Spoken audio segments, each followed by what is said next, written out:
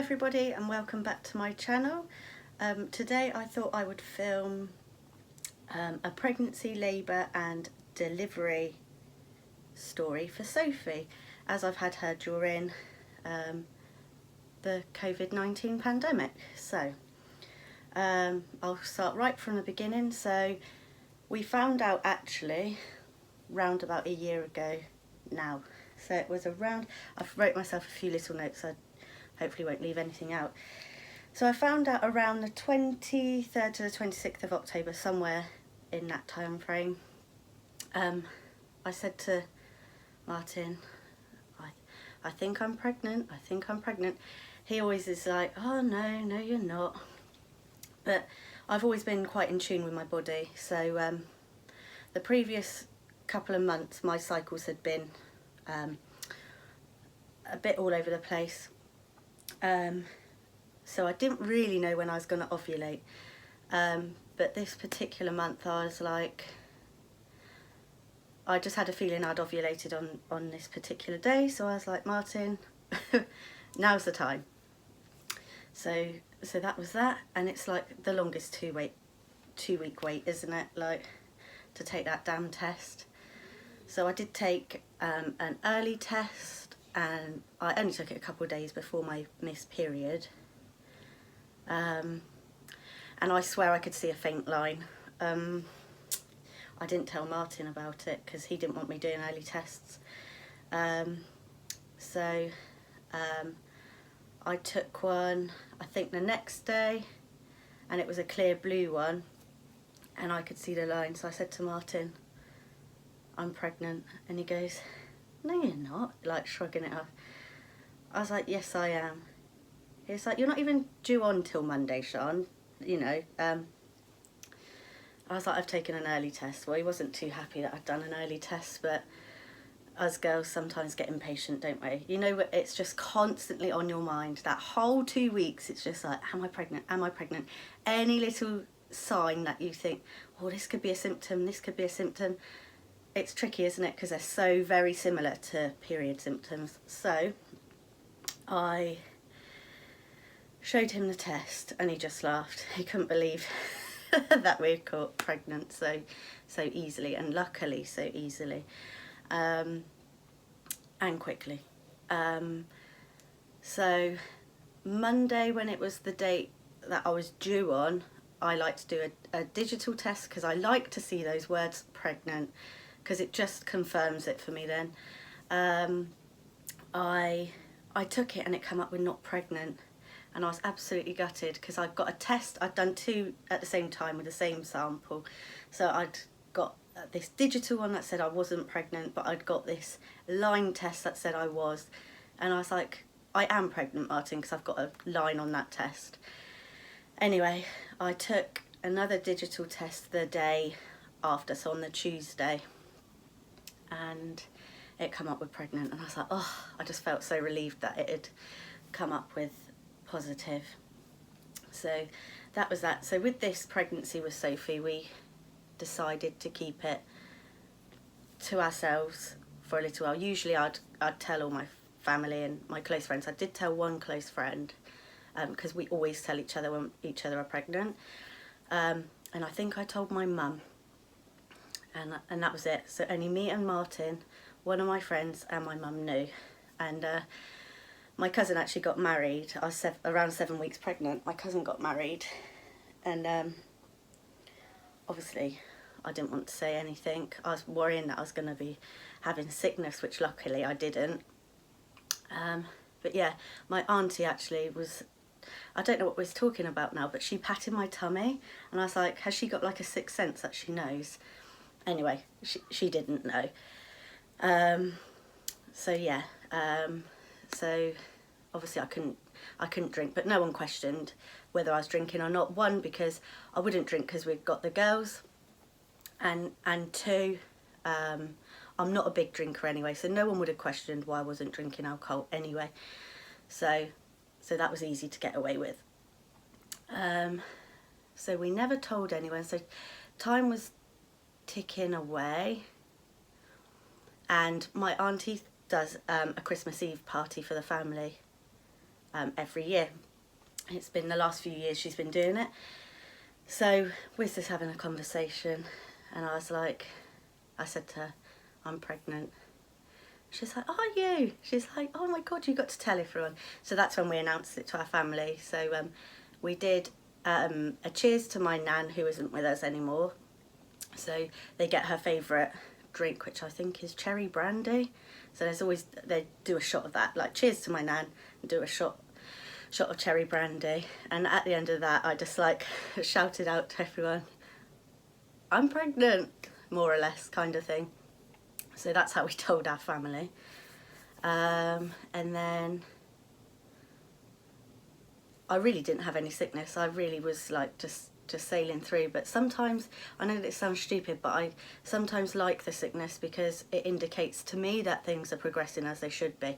Now I did have a little bit. I think I had about 3 weeks total of sickness. It was nothing major. In that time, I did have my first midwife appointment. Martin came with me for that one, because obviously this is all before COVID.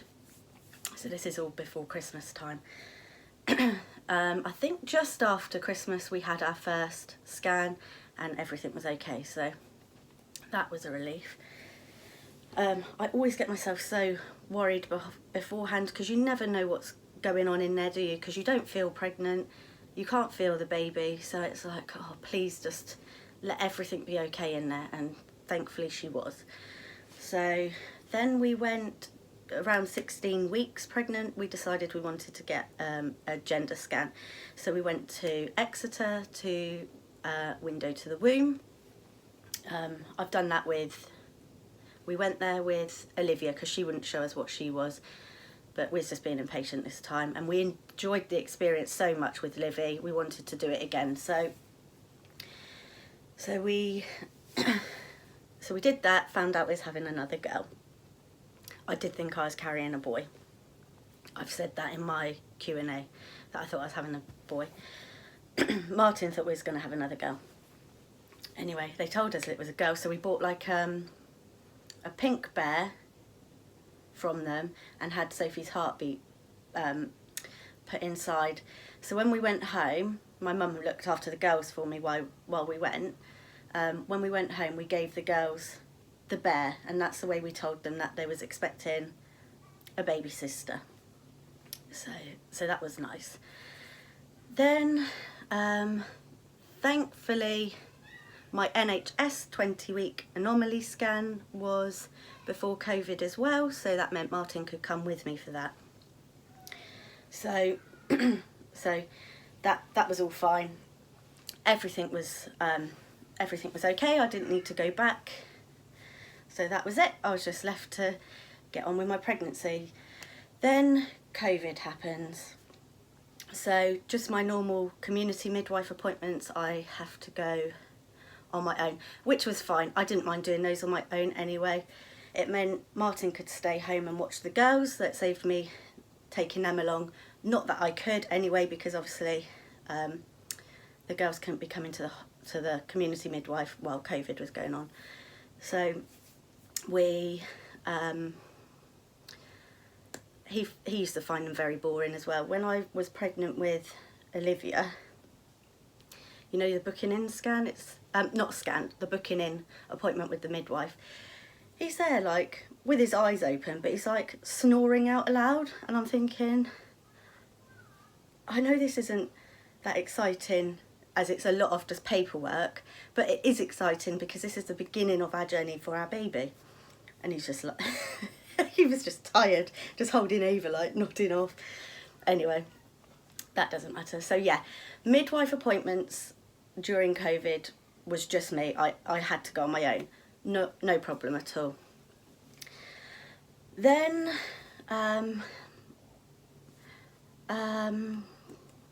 pregnancy just ticked along.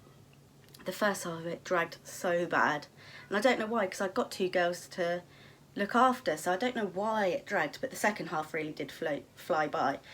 I went for my normal appointment with the community midwife, and I said to her, oh, like, I haven't really felt the baby much? She asked me, she was like, are you having plenty of fetal movements? And I was like, actually no, in the last 24 hours she's been a lot quieter. So she was like, okay, well, we'll measure the bump as they do and listen to the heartbeat. So my bump was measuring small to what the weeks I was. I can't remember what weeks I was. I must have been over, I think I was just over 37 weeks. So she said, well, your bump's measuring a bit small. And then she went to listen in to the heartbeat with the Doppler. And usually they'd put the Doppler straight on me and the heartbeat would be found. Anyway, this time it took a couple of minutes and I'm lying there like, oh, please just find this heartbeat. I might get emotional. She did.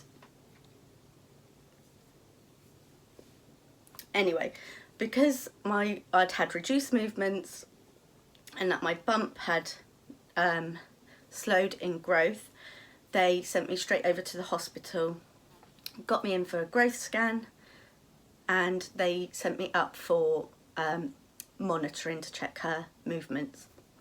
So they did the growth scan and she was measuring a smaller baby. She was measuring on the 10th centile. But I haven't carried big babies. I'm a bigger girl, but I actually haven't carried big babies. So I wasn't too worried about her size. Then I got sent, after my scan, I got sent upstairs and they put me on the monitoring and her movements were fine. She started kicking up, didn't she? I thought, that's damn typical. Anyway, but they wanted me to come back. I think that was on a Tuesday that I went up, and they wanted me to go back up on the Friday for Dopplers on the baby. Or was it the next day? No, on the Wednesday. So on the Wednesday they asked me to go back for Dopplers on the baby. So they did that and it showed that the blood flow from my placenta was slowing down to the baby. So when I told Martin I'm having to go through all this on my own as well, he wasn't allowed in the hospital. So of course I'm worried. I surprisingly didn't cry. I'm just trying to keep myself composed, take this information in. Then I went out the next day to have the Dopplers done. Oh, am I repeating myself now? I don't know. Where have I got to? So yeah, I had the Doppler. It showed reduced blood flow, so they wanted me to come back on the Friday, so 2 days later, which I did, and the blood flow had improved slightly, but they wanted me to go upstairs again onto the ward to have more monitoring for movements. So I did that, and the doctor or a consultant come and saw me, and he said, you know, with the baby being on the smaller side, with reduced blood flow to her, we think we need to get the baby out. So when he said that, I just cried. I was getting to the end of my pregnancy anyway. I was getting fed up of bending over. I'd try and think of ways where I could bend the least to pick things up. And you get to the end of your pregnancy and you're like, I just want this baby out. But when somebody tells you that they need to get the baby out, I then started to panic a bit inside. So I just burst into tears. Again, I was on my own. So I phoned Martin to come and pick me up from the hospital and said this was what was happening. He was already saying, why aren't they getting this baby out, when we was told the first time that there was reduced blood flow. He's a bit of a panicker, whereas I was trying to remain the calm one and trying to rationalise it all. In my head I was thinking all sorts of things, I was panicking, but I didn't want to show him that because it would have just made him worse. So they asked me to go back on the Saturday. No, so on the Friday they decided to give me a sweep. As I was there, there's like, let's just give you a sweep, see if anything can set you off. I was only, I think I was only 1 centimetre dilated or something like that. Anyway, they said if nothing happens with this sweep, come back on Sunday and we will give you another sweep. Nothing happened. I didn't think it was going to. It was too early for her to come, really. I'd still got a couple of weeks to go until she was due. So I went back on the Sunday. Again, they did fetal monitoring. Again, all of that was fine. And she gave me another sweep, and she said if this sweep doesn't work, then I was booked in the next day on the Monday to be induced. Again, nothing happened. So I went in at 9 o'clock to the ward, and that was it.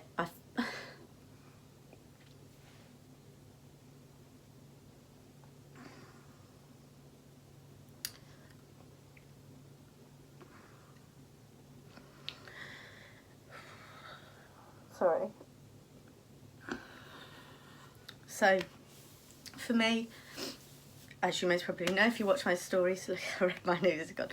I find it very hard being away from my girls. Now, I've never had an induction before. The other two I just went into spontaneous labour with. So, with being induced, I didn't know whether my body was going to react to it. So, I thought I could be in hospital for days, and that means days of not seeing my girls, which was really hard thought. Of course, there was no visitors and things at the time, so I thought I could potentially be on my own for days. Also, what was going through my head was if this induction doesn't work, then I'm going to have a C-section, which I really didn't want. So all these things were going through my head. Anyway, so I left the girls. We put on a playlist in the car that we'd made, and Martin dropped me off at the hospital for 9 o'clock. So I go up to the ward. The staff were fantastic.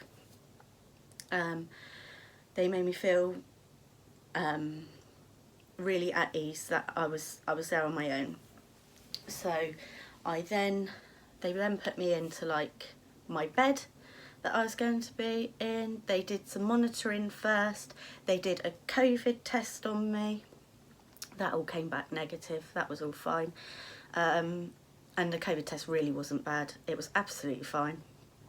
The worst bit was it tickled your nose. Then after the monitoring, they asked me if the student midwife could put the pessary in, and the pessary was what was going to induce my labour. That was fine, went ahead with that. Not long after that pessary was in, I was getting contractions, and there's about every 3 minutes. Anyway, I called the midwife back. I was like, I'm having contractions every 3 minutes or so, because I was like recording it on my phone. And it's lasting for about 30 to 40 seconds.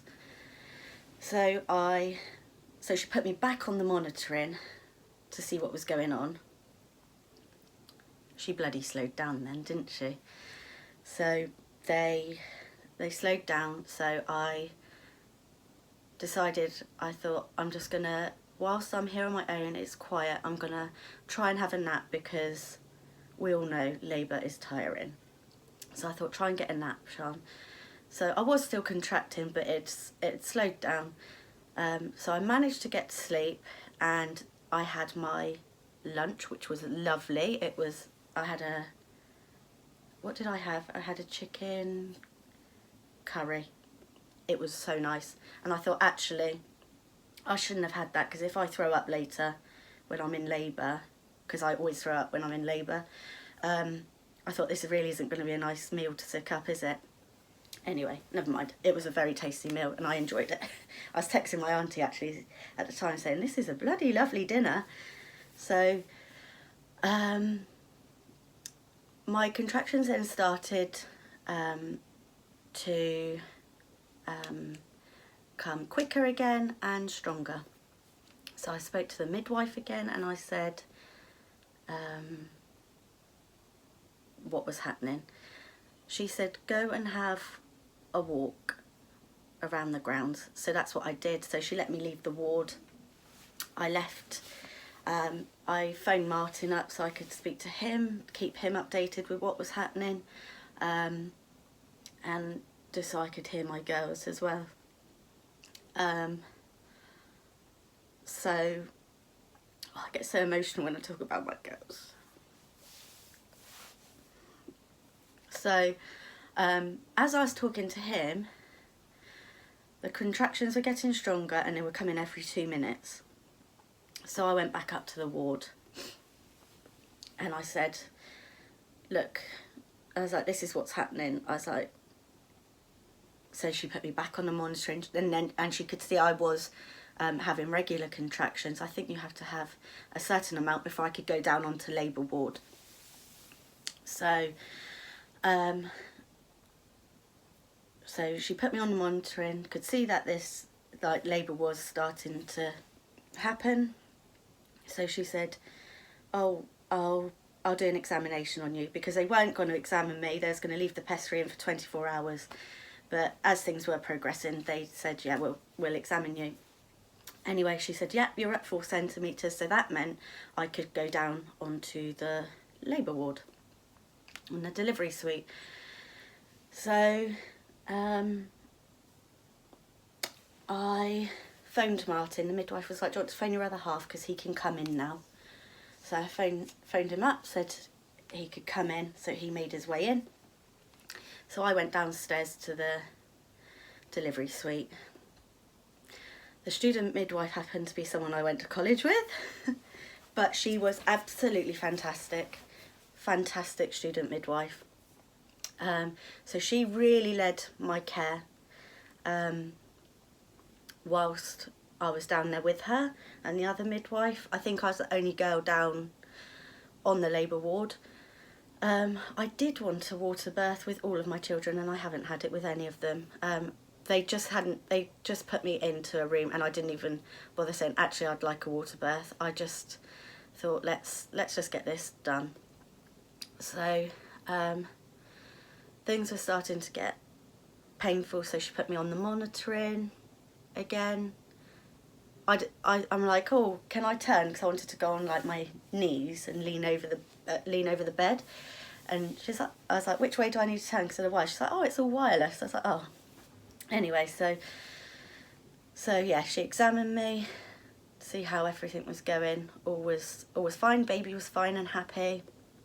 Things were starting to get a bit painful then. So I said, could I have some gas and air? So she gave me the gas and air.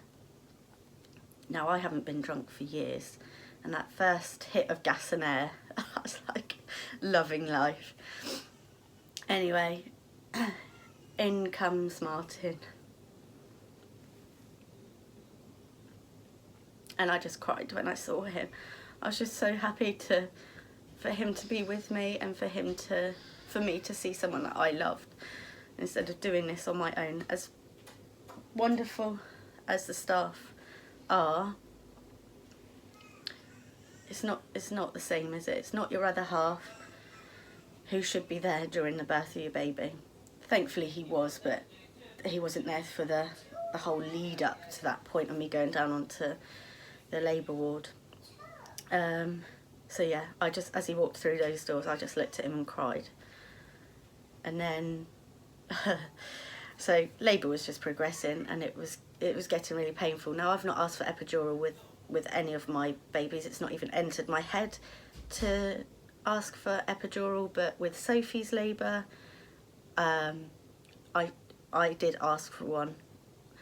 They say that induction labours can be more painful. I didn't know if this was true or not. I didn't know whether people just said that, but for me it was, my induction labour was more painful than my spontaneous labours. So I did ask for a epidural. Martin had to like hold up all the bump that you have to read. I'm thinking, I am in agony here. I don't give a shit what that bit of paper says. You know, just give me the epidural. The midwives did think that I wouldn't get an epidural because they thought I would have delivered her anyway. I remember one bit where the student midwife was examining me to see how many centimetres was. I can't remember, to be honest, but I remember Martin just like sitting next to me, and Martin being Martin, he's like so politely like looking away, like, because I get embarrassed about things down there, and he was like looking away. So I'm like laughing my head off. I'm in a full-blown contraction. A girl that I know has got her hands up me, seeing how far dilated I am, and Martin's sat there like being all polite. I just couldn't help but laugh, and I made them laugh. They was like, look at you laughing when you're mid-contraction. So that was it. The midwife kept asking me if I had any urge to push, and I didn't. I was like, I don't know. Anyway, they got all the cannula in my hand ready, I guess for fluids for when I had the epidural put in. I never got the epidural. I didn't make it in time. The baby was out. So I went in at 9 o'clock. My pessary went in at 9:20. I was down on labour ward, I don't know, about 7:30ish. And Martin came in about 7:45, 8 o'clock, and like I said, the midwife kept saying, have you got any urge to push? I was like, no, I don't think so. There's, like, she was saying, is there any pressure? I was like, no. So I was on my hands and knees, like over the bed anyway. I flipped around onto my back, and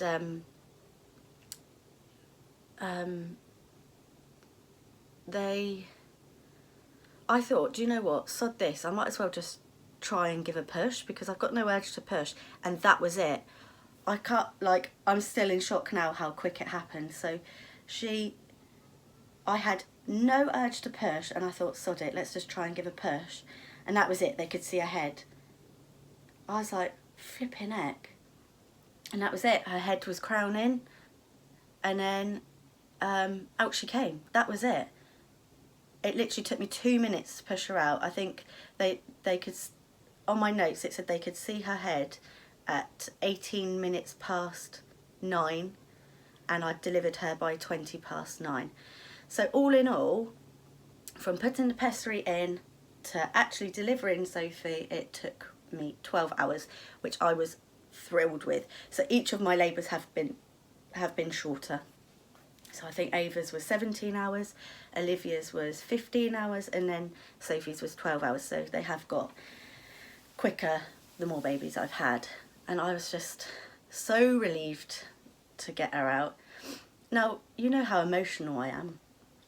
I haven't actually cried when I've delivered any of my babies because I've just been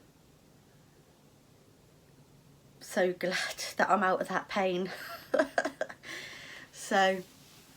So yeah, but I remember my other two came out crying straight away. Sophie, they had to rub her a little bit on my chest. It wasn't anything much, but I was like, oh, is she okay? Is she okay? But she was fine. She did poo on the way out, so I wasn't allowed home. Because with Olivia, I delivered her and I was home within 5 hours after having her. With Sophie, because she had pooed on the way out, they had to keep her in for observation for 12 hours. So that was fine. It was like I said, it was 20 past 9 at night. The staff were wonderful. A lady had just come on shift.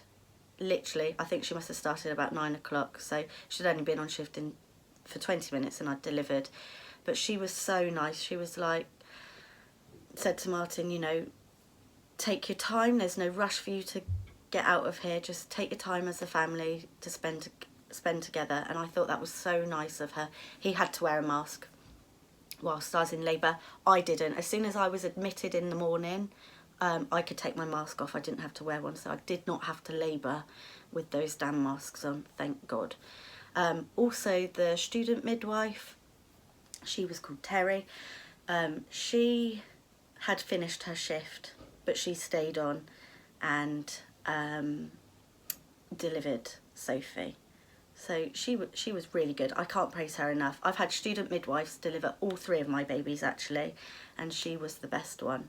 They were all really good, but she was my favourite midwife, or student midwife. Yeah, so I could see Martin was getting tired. I'd just delivered the baby, but I could see he was getting tired, and it was about 12 o'clock. I said, why don't you go home, Martin? I said, I can go up to the ward in a minute. I'd already, like, whilst he was there, I'd showered and got myself all clean and ready for bed.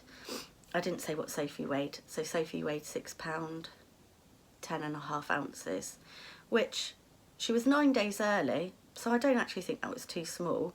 So I reckon if she'd gone to full term, like to my due date, she would have weighed around what my other girls weighed, which was 7.7. Both Ava and Olivia weighed £7.7, and I reckon Sophie would have been around the same had she had been born around her due date as well. So I don't think she was too small. But don't you forget how tiny they are? She looked so dinky.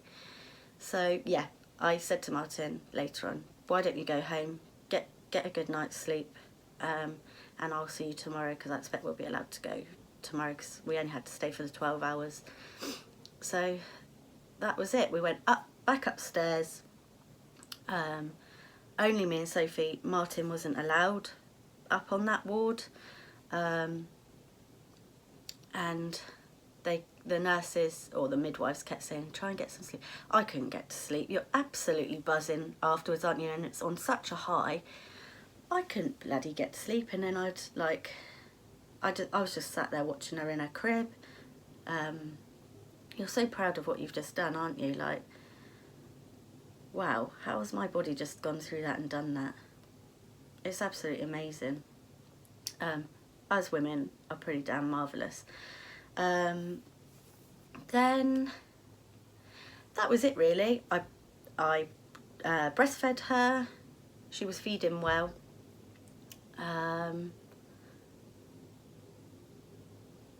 Then that was it really. They come in, because she'd pooed, they kept doing her observations every, how many hours was it? Was it every 4 hours or was it less than that? I can't remember. It might be every 2 to 4 hours they were doing her observations. So I was checking her temperature, listening to her heart. But all of that was fine. She was all clear to go home. Obviously the, is it the paediatrician comes round and does their check before they go home. I always hate that bit where they like check their reflex and they like drop the baby back in their hand. I was more prepared for it this time. But when I had Ava, her being my first baby, I literally went, because it frightened me. I was like, what are you doing with my baby? Anyway, that was all good. So we were, so I could phone Martin up, say we can come home. So he picked me up around 11 o'clock. I was sent home with 10 days worth of Clexane because, one, I think it's because it was my 3rd baby. So I think they may give everybody that's had like multiple children like a blood thinner, and plus because of my weight, because my BMI is higher, I was at more risk of blood clots, so they gave me the Clexane injections to prevent blood clots. So all in all, I had a really positive experience. I was sad that when I was in the situation, I was absolutely fine, but it's now looking back on it that I get a bit emotional about it. So being on your own for that amount of time during labour is really sad. Like, I get emotional about thinking, wow, I did the majority of my labour on my own. Martin was only there for an hour and a half, well, an hour and 20 minutes, and she was out. So the majority of my labour I did on my own, and I'm proud of myself for that, but also I'm angry because I think it shouldn't have been that way. You know, this is our last baby, and that's been taken away from us. What I felt cross about is just things like I didn't get to see my mum for 12 weeks or more. I'm so close to my mum. I see her, I don't see her, I see her every week. I speak to her every day on FaceTime without fail. Even if we spent the day together, I can still phone her up in the evening and we'll speak. You know, my mum is my best friend, and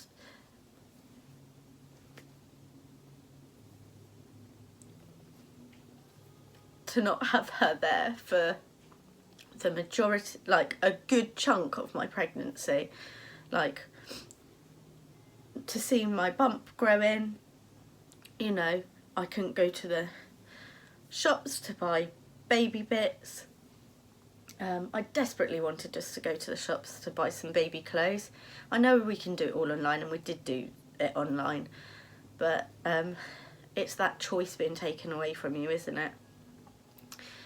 But yeah, all in all, I had a really good experience. I can't say I didn't.